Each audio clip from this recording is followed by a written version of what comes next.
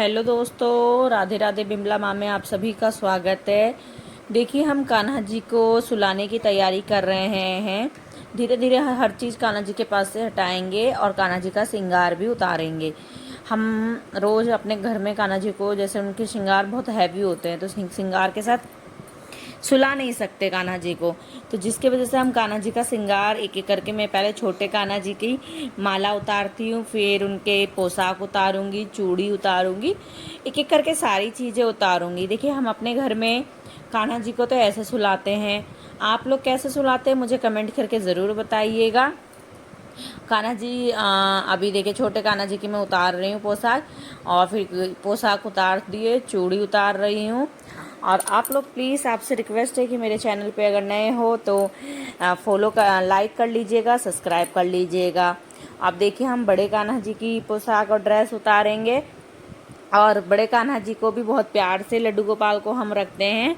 कभी कभी लड्डू गोपाल को मैं सुलाना भूल जाती हूँ। देखिए, हर घर की अपनी अपनी वो होती है जिम्मेदारियाँ। तो ऐसे तो सारी चीज़ पूरी कोशिश रहती है कि मैं पूरे अच्छे से करूँ, और पूरे करती भी हूँ। तो आप लोग कैसे कान्हा जी को सुलाते हो कमेंट करके बताइएगा। ये जो पोशाक कान्हा जी ने पहनी है, ये बहुत बड़ी साइज की है और बड़ा तो लग ही रहा है। और उसके बाद हम देखिए माला उतारेंगे, उनके ड्रेस उतारेंगे, और ड्रेस उतारने के बाद हम कान्हा जी के लिए गद्दा लगाएंगे। गद्दा लगाने के बाद देखिए, कान्हा जी को पहले मैंने ऐसे सुलाया टेढ़ा, फिर सीधे पूरब और पश्चिम के मुंह सुलाया जाता है कान्हा जी की। अब ये कान्हा जी सो गए हैं। अगले दिन की मैं आपको भी दिखाऊंगी। देखिए, हम सुबह उठाते कैसे हैं वीडियो में। देखिए, सुबह सुबह कान्हा जी को मैं उठा रही हूँ। हम पहले राधे राधे बोलते हैं, फिर इनको उठाते हैं, और उठाने के बाद फिर इनको अच्छे से सहलाते हैं। देखिए, कान्हा जी को हम सुबह सुबह तो पूजा नहीं कर पाते हैं इतनी जल्दी, तो मैं कान्हा जी को पहले सारे ड्रेस वगैरह उनकी पहना देती हूँ, और पहनाने के बाद फिर हम उनको उनके आसन पे बैठा देते हैं। क्योंकि हम क्या कहते हैं, पूजा पहले घर का काम बहुत ज़रूरी होता है, जो लंच देना होता है, ऑफिस जाते हैं।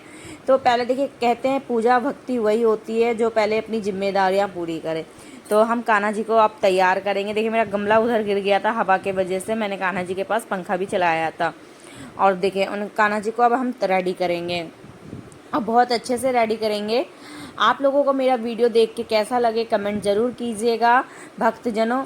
और राधे राधे बिमला माँ को बहुत प्यार दीजिए। अपने आप हमारे चैनल पे नए हो तो लाइक और शेयर कमेंट ज़रूर कीजिएगा। ये मैंने अपने हाथ से पोशाक बनाई थी, बहुत सुंदर पोशाक है। आपको कैसी लगी मुझे कमेंट करके ज़रूर बताइएगा। हम कान्हा जी को नहाते बाद में, क्योंकि देखिए, कान्हा जी को तुरंत सारी चीज़ें हम नहीं करते, उठाते ही नहाना नहीं चाहिए। क्योंकि हम अगर उठते ही जाके पानी में डूब जाएंगे तो हमें कैसा लगेगा। तो इसलिए हम कान्हा जी को बाद में नहवाते हैं। देखिए, कितनी सुंदर सी मैंने माला पहनाई है कान्हा जी को, और बहुत सुंदर लगते हैं मेरे कान्हा जी लड्डू गोपाल। कहते हैं, लड्डू गोपाल की सेवा करना सबके बस की बात नहीं होती, और जिनके भाग्य में होता है वही लड्डू गोपाल की सेवा करता है।